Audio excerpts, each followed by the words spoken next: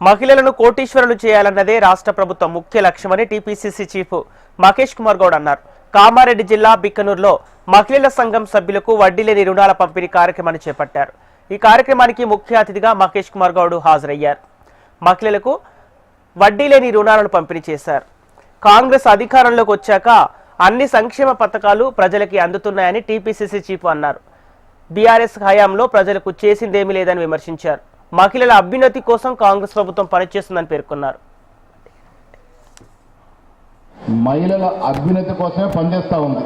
2023లో మీ అందరి ఆశీర్వాదంతో అధికారంలోకి వచ్చి కాంగ్రెస్ పార్టీ రేవంత్ రెడ్డి గారు ముఖ్యమంత్రి అయిన తర్వాత మొట్టమొదటి మహిళలకు ఇచ్చిన కానుక ఉచిత బస్సు సౌకర్యం.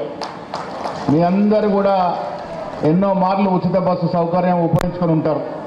ఇది కర్ణాటక, తెలంగాణ తప్ప ఏ ఇతర రాష్ట్రంలో ఈ అవకాశం లేదు.